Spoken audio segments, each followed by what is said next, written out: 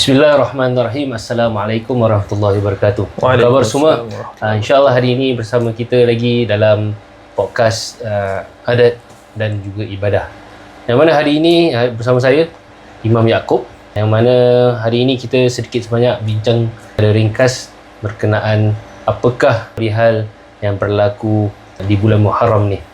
Jadi sebagai pembukaan, saya buka dengan sebuah ayat di mana Allah SWT berfirman dalam surah Taubah, Inna iddatash syuhur indallahi 12 syahran fi kitabillah yauma khalaqas samawati wal ard minha arba'atun hurum dzalikad dinul qayyim fala tazlimu fihinna anfusakum. Iaitu bermaksud bilangan bulan-bulan di sisi Allah adalah 12 bulan, iaitu yang telah ditetapkan dalam kitab Allah semasa ia menciptakan langit dan bumi, dan di antara 4 bulan yang dihormati, iaitu yang kita jelaskan tentang Zulqaidah, Zulhijjah, Muharram dan juga Rajab. Jadi kita tahu 4 bulan inilah bulan yang Allah SWT mengharamkan untuk seseorang itu benda-benda perkara yang buruk lah, atau perkara yang dilarang. Dan fala tazlimu fihinna anfusakum, dan janganlah kamu menganiaya diri kamu dalam bulan-bulan yang dihormati ini. Nah, sebagai pembukaan ayat itu, jadi kita bincangkanlah sedikit, iaitu bahawasanya bulan haram tu bulan yang sangat istimewa, yang tak ada pada bulan-bulan lain. Bukan maksud bulan-bulan lain itu tak istimewa, tapi bulan-bulan inilah yang Allah dah tetapkan, dan Allah berikan balasan, sama ada balasan dosa ataupun pahala yang diperlipatkan ganda lagi. Jadi mungkin Imam Yaakob ada sedikit apa-apa pengisian ke nak dikongsikan?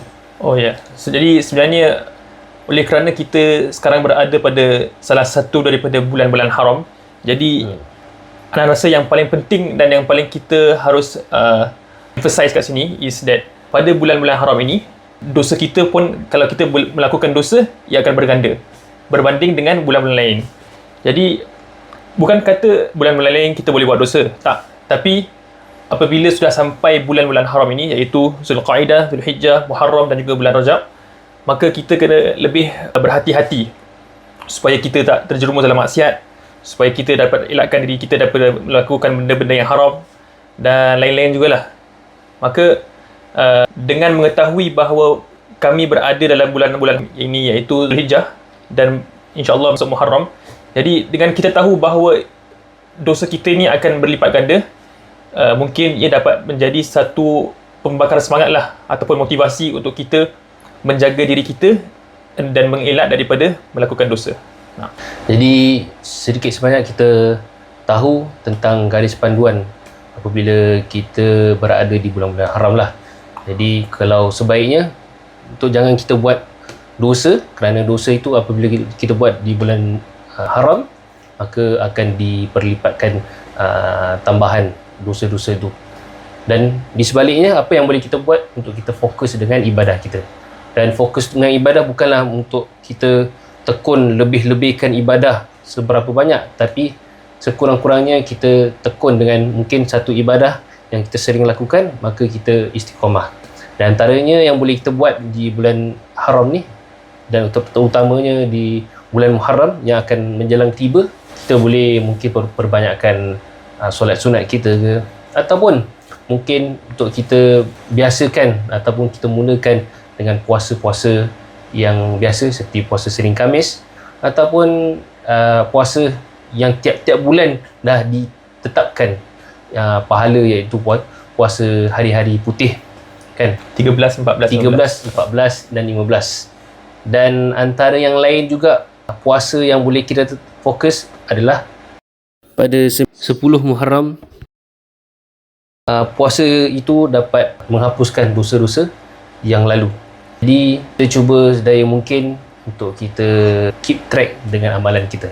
Itu yang pertamalah. Dan mungkin masuk kepada apakah adat kebiasaan mungkin masyarakat kita sering lakukan apabila datangnya bulan Muharram tu. Kita tahu biasanya apa, Yaakob? Jadi biasanya kalau datang awal tahun ataupun bulan Muharram ini, masyarakat kita kebanyakannya akan membacakan ataupun membaca doa akhir tahun pada hari terakhir bulan Zulhijjah, iaitu sejurus sebelum maghrib. Betul. Dan selepas solat maghrib akan masuk waktu Muharram dan tahun baru, maka mereka pun akan membaca doa awal tahun. Baik. Dengan itu bagi saya ia akan semangat masyarakat untuk meraihkan bulan yang baru, tahun yang baru, dan ia tak dihadkan untuk kita laksanakan bacaan-bacaan yang tertentu ataupun doa-doa yang tertentu, tetapi ia lebih kepada untuk kita mengimarahkan atau kita memeriahkan lagi suasana masjid dengan majlis-majlis ilmu lah. Jadi pada awal Muharram nanti selalunya kita akan membacakan doa akhir tahun, awal tahun, dan kita jangan melihat benda itu sebagai satu benda yang perlu atau wajib untuk kita laksanakan, tapi kita lihat juga dari sudut kebaikannya juga, kebaikan untuk kita berkumpul dekat masjid. Dan juga sambil dibacakan doa, kita menghayati doa itu daripada berbanding daripada kita datang sekadar untuk baca doa saja, tapi maksud daripada doa itu pun kita tak fahami ataupun kita tidak hayati. Secara tak langsung kita pun datang dengan niat ikhlas, dan juga kita mendengar majlis ilmu, itu pun adalah salah satu daripada pahala-pahala yang boleh kita dapatkan, dan antara tujuan iktikaf di masjid itu sendirilah. Sedikit sebanyak mungkin ia membantu untuk kita mempertingkatkan lagi keimanan kita lah. Bukan bermaksud hari-hari yang lain tu kita tak dapat laksanakan, tapi mungkin atas dasar kita ada kesibukan, keluarga, kerja dan sebagainya, dan mungkin peluang-peluang sambutan-sambutan seperti inilah yang kita ada semangat yang lebih kuat untuk datang bersama ahli keluarga kan. Jadi kita meraihkanlah hal tersebut. Jadi Imam Yaakob ada pesanan untuk minat dengan majlis kita. Pada hari Selasa tanggal 16 Jun, insya-Allah kita akan adakan majlis awal Muharram. Jadi majlis awal Muharram yang kami anjurkan pada kali ini, dia agak berbeza sikit.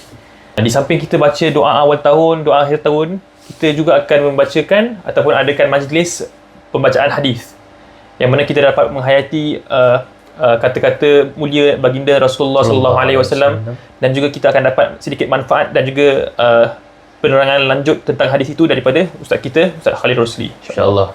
Jadi marilah sama-sama untuk kita datang khususnya lebih lagi di Masjid Ahmad untuk kita mendengarkan dan kita meraihkan dengan hati yang terbuka. Kita ikhlaskan hati kita untuk kita menerima awal Muharram ataupun tahun yang baru itu dengan hati yang ingin lebih dekatkan diri kepada Allah Ta'ala, ikhlas untuk menambahkan keimanan kita dan juga ketakwaan kita kepada Allah SWT.